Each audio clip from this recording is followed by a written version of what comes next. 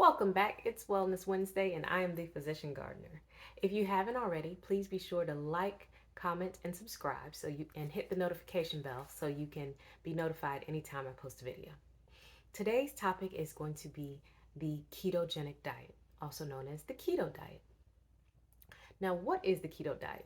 Keto is a very low carb diet similar to Atkins or paleo, but low carb to the point that you are inducing a state of ketosis, which means you are going to be running your body on ketones instead of glucose um, as your main energy source.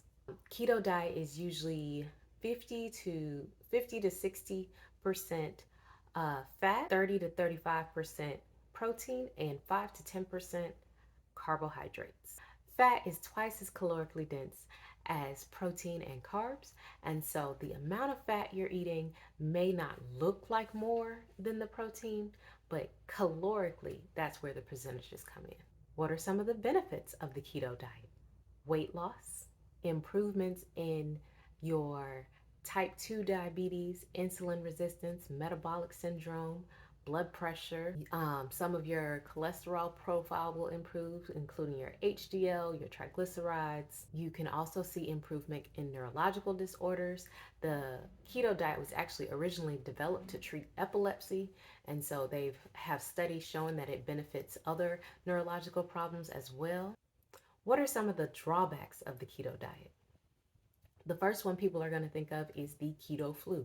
When you are inducing the state of ketosis, a lot of people will have nausea, headaches, cramps, fatigue, dizziness, an overall feeling of unwell as if they have the flu.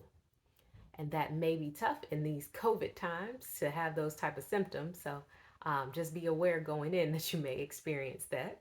Some longer term negative effects of the keto diet would be hypoproteinemia or low protein, kidney stones, fatty liver, and vitamin and mineral deficiencies.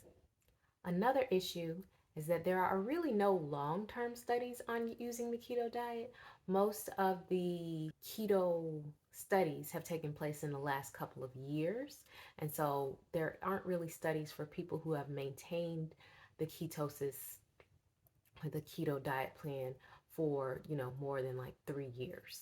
And speaking of long term, a big problem is people continuing the diet for long term. So a lot of people say keto diet when it should actually be keto lifestyle. And so lifestyle are long-term changes that you make. Diet are things that you do temporarily. And we all know diets don't work. That's why there's so many of them out there, because people do a diet to lose weight and then they stop the diet when they lost the weight and then they gain the weight back. And so you have to break that cycle of diet, weight loss, weight regain by making a lifestyle change. So, what do I say when patients come in and ask me, what do you think of the keto diet? Does keto work? I say it works if you do it correctly. So, by correctly, that means you are actually making it more of a lifestyle than a temporary change. If it's something that you don't see yourself doing long term, then you probably shouldn't do it. Because if you do keto and you lose 20 pounds and then you go back and like, okay, I'm going to go back to the standard American diet, you're going to gain your 20 pounds back and probably more. The biggest things that I think keto helps people with is eliminating processed foods from the diet, things that are high in refined sugar, high in refined white flour, and other chemicals and additives. Keto basically eliminates all that, and so I think that's one of the benefits. So if you can sustain that long term, I think you will see the long term benefits. However, I also give the caveat that there are not a lot of long term studies on keto.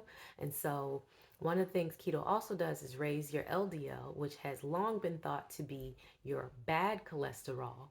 And so, if you already have cholesterol problems or if heart attacks run in your family, that might not be something you want to do. Some people say that having a high LDL is actually not dangerous if you're doing the keto, but there isn't the long term investigation, study, publications to back that up. And so it's just something to be aware of if that's something that you choose to do.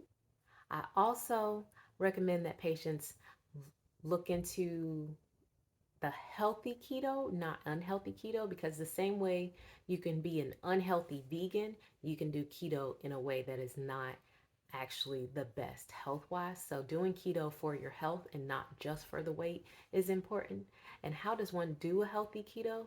Well, you avoid the mass marketed, mass produced uh, keto snacks like keto cookies and keto cereal and keto ice cream and all of those. That's not healthy keto. So healthy keto means you're eating your natural fatty foods plus vegetables, staying away from sugary drinks and sugar substitute type drinks, mostly drinking coffee, water, tea.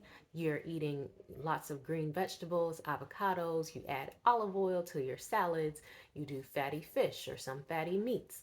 It's not, oh, let me go buy every processed food product that says keto in the grocery store. So definitely do your research and make sure you're doing keto in a healthy, unprocessed manner if you decide to follow that regimen.